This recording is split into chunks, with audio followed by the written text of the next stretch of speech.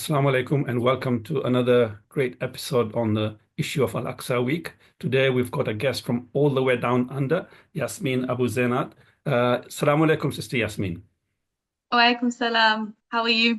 Alhamdulillah, alhamdulillah. It's wonderful to have you and discuss the issue of Aqsa Week. First, tell us how's the situation in Australia regarding Muslim and the issue of Palestine? Yes, so Australia is very big, and therefore, where you are, Yeah. means that the situation will be very different. So, I'm new to Australia. I don't know too much about the rest of Australia, but I am in Queensland, which is on the east coast. So I'm in a relatively small town. The Muslim population is quite small, compared to other areas, and also comparing to London, which is where I came from. So the situation in Townsville, there is a small but strong Muslim community. Alhamdulillah, they're quite active, although, in my area there's only one mosque, for example, Yeah. but it means that the community is strong, which is very good. In terms of, action for Palestine, it seems that not too much is going on in my area at the moment. Just looking, for example, on social media and reading about other places in Australia, larger cities, Sydney, Brisbane, Melbourne. It seems that there's a lot more activities going on similar to, USA and London. So Alhamdulillah, it's a nice chance for me to come to Townsville and, hopefully put some roots down, uh, get some action going, and then, hopefully when I leave, things will continue, inshallah. Alhamdulillah. Aqsa Week this year is going to be between 24th of January and 31st of January for 1 week. And of course, we use that week as a platform to get people to love and get connected with Masjid Al-Aqsa. What kind of events are being arranged in Australia or that you're aware of or you yourself are doing? Yes. So I haven't been here for too long, so I had to kind of rush into getting Aqsa Week sorted and some events sorted. You know, we can't go somewhere and not do anything. So alhamdulillah, we have, with the resources that we've got over here, we've managed to bring some people together and set some events up. So inshallah, for the first time in Queensland, I think, or in Townsville at least, Yeah. we will be doing the khutbah on the Friday of Aqsa week. So, the mosque on Jummah, they will be doing a khutbah with the sort of focus on Al-Aqsa, Yeah. which is brilliant. The plan is also to do a small exhibition on that Friday using photos, illustrations from the Friends of Al-Aqsa website, printed large for people to be able to see and read about Al-Aqsa and the beauty of it and the importance of it in Islam, and just for people to have a way of getting involved. So that's going to happen, inshallah. We've also planned for each evening of Al-Aqsa week for one of the 40 hadith of Al-Aqsa from the book that FY has compiled, alhamdulillah, to be done, one of those after Isha each day. So that should be good, inshallah. We also, in the Townsville Mosque, we have a lecture or halaqa on Wednesdays. So they're going to dedicate that, inshallah, for the focus of Al-Aqsa or Isra wal Miraj.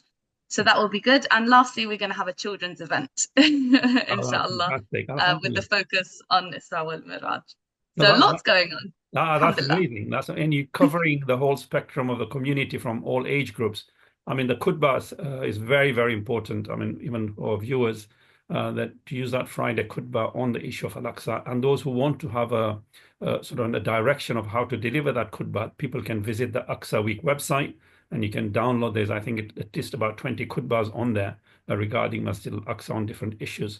So that's one resource that's very, very helpful. And of course, bringing the children in is very important as well, because they are the next generation. They need to know about Masjid Al-Aqsa and our connection to that. So that's fantastic. And again, there's stories for children on Aqsa Week website where people can download, get ideas, or simply show the video from there and make a session out of that. So I think that's fantastic, Sister Yasmin. Alhamdulillah. And the hadith as well, reading one hadith every day after Isha Salah, I think is fantastic. We've compiled, as you mentioned very rightly, and that again is a PDF available on our website. You can download that, and people can also use that. But generally, are you trying to spread the message around Australia as well through sort of national organizations and things like that? So what we've tried to do, well, I mean, the events that we're running anyway, they don't take too much, from the organizers because everything has been compiled pretty much from Al-Aqsa, from Friends of Al-Aqsa. So alhamdulillah, it's been really easy in that manner. One thing that we're making sure that we do, which is sort of more national, is inviting all of the mosques to do the Friday khutbah, which is, I think, the most, reasonable and accessible way of participating in Al-Aqsa Week. Absolutely. So we're sending that through the Imam Council of Australia. So alhamdulillah, inshallah, that should reach, lots of the mosques throughout Australia. And inshallah, it will be a national thing that all of the mosques are partaking in for Aqsa Week. Fantastic. That's amazing. I mean, again, how do you see Aqsa Week? I mean, holding Aqsa Week once a week, some people might say, you know what, Aqsa should be loved every day of the year. So why just have a specific week about Aqsa Week? Oh, definitely. Aqsa should be loved throughout every Yeah. single day of the year. That is not incorrect. But I think that, we have busy lives, everybody does, and, we're all guilty of it. So I think having one week dedicated specifically, in order to remind us and also remind everybody that this is something we have to participate in and, do intentionally. We intentionally love Aqsa, Yeah. all the time, all the year. And Palestine is in our du'as every single prayer. But to have a week specifically where we engage and, prioritize learning about Al-Aqsa, the importance of Al-Aqsa, why it's important to Muslims and non-Muslims even, and just making sure that we prioritize that is really important.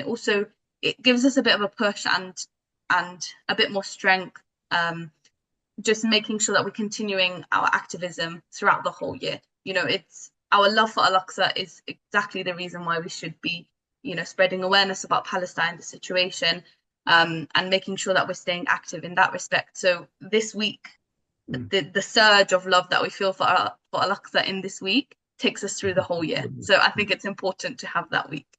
Charging your batteries, This is it. The It's very people important. with e-cars will know what that means, charge yourself up, and so it can take you through for the Exactly. whole You for will run out very the quickly otherwise. Absolutely amazing. The other sector, of course, we haven't spoken about is the students at universities. I mean, in Britain and Mm. other major cities, I'm not sure where you're staying when there's a university, but I think we really also need to engage the students because they play a pivotal role. And again, for students, all the resources are available on Aqsa Week website .org.uk, where they can download it. And I don't know whether you've been managed to get hold of students across universities in Australia. So it's been on my to-do list actually.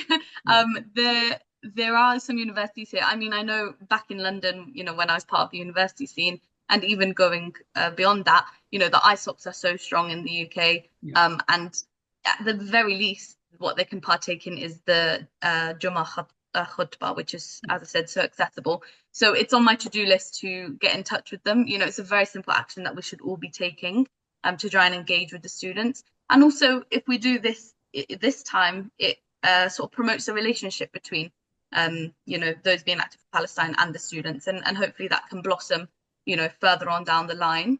But inshallah, it's a great place to start. So it's on my to-do list, and it will be get done, inshallah.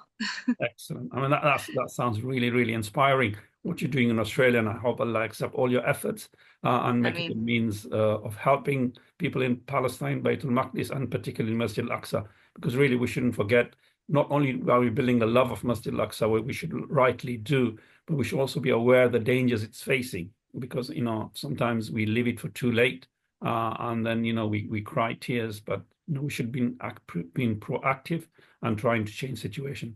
So Jazakallah khair, Sister Yasmine. Allah accept all your efforts. Any last words to our viewers? just Jazakallah khair for speaking to me, and these actions that we're doing, although it sounds a lot, it's sort of the bare minimum that we should all be doing. And also to everyone, don't be afraid to start something. If you feel that you're the only one, then just start and people will join you. Even if it's, the most simple of actions, it will have a ripple effect. So it's something to start sooner rather than later. And inshallah, we just keep Palestine in our du'as and stay as active as possible. And inshallah, Allah will accept all of it from us. Jazakallah khair. Just one more thing before I go. I just remembered that in Aqsa Week, let's try and use the hashtag Love Aqsa so that we know around the world how many people are participating, and hopefully it empowers each other.